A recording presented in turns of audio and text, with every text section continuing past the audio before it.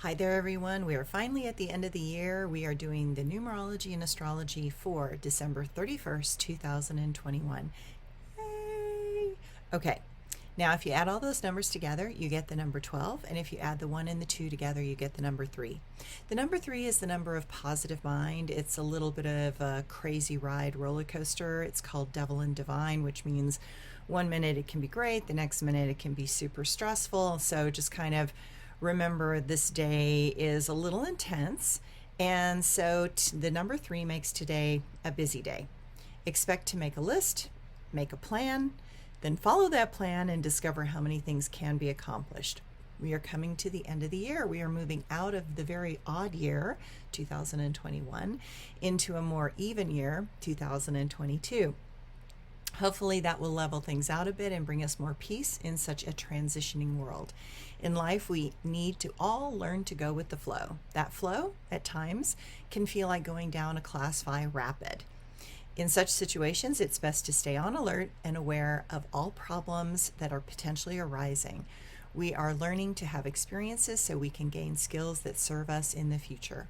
That might mean that we are feeling at our edge right now. That is necessary because bigger waves always come to us eventually. The astrology today. The moon is in Sagittarius, making impulse control a bit of a challenge.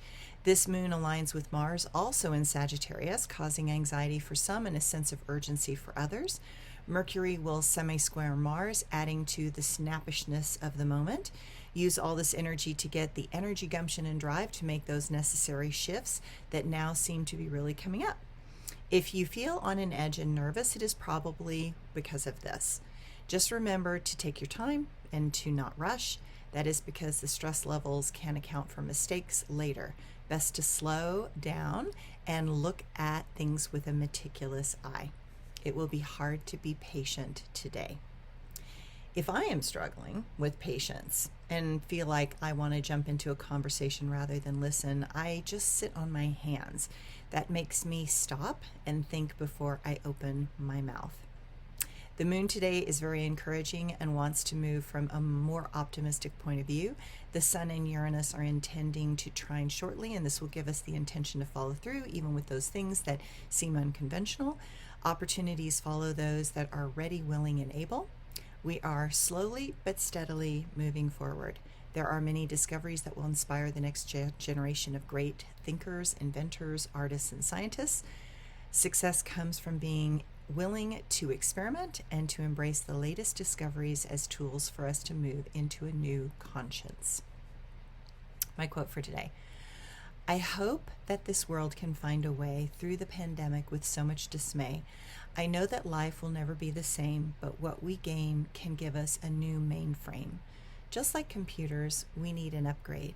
It is better to change than to be forced by a blade.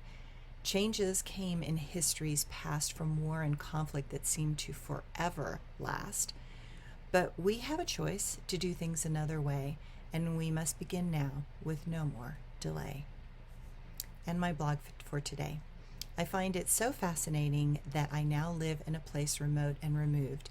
I have connected with those that transitioned to this place in Northern California because of wanting to go back to the land, do organic farming and gardening, have more freedom because of the quest for a lifestyle rather than money. Most in my age group came to this area in the 1960s and 70s, and I have to say that they were inspired and knew something that I did not back then. As I tried to live in big cities and navigate the crazy classical art world, they were building their homes by hand and creating spaces that complemented nature and learned to work with it and the seasons from a place of harmony and sincerity. I look now at the external hustle and bustle and recognize how much more insane cities have become. Where I am grateful for the pandemic was that it really shifted patterns of traffic and allowed more sanity to come into the mix, with workers being able to work from home more. More people decided to move away from the big cities and into a rural setting because they had an opportunity to claim a life rather than a career. That alone is one of the most major shifts in the American psyche, and one that corporations are still struggling with. The nature of this new world employment has tilted away from people needing to go somewhere to work. With modern technology and computers, we can pretty much work from anywhere, and that frees up time. Just not having to drive to work, parking fees, car expenses, transportation expenses, stress, wear and tear, and the health benefits of being able to take breaks when we need one has given us back a new type of life. While that transition has been stressful, I find it has been pretty fulfilling overall. We are learning to be more with family, with ourselves, and to have more time. I recognize that much of ourselves was being wasted in fruitless endeavors. Americans are also getting more done in the long run.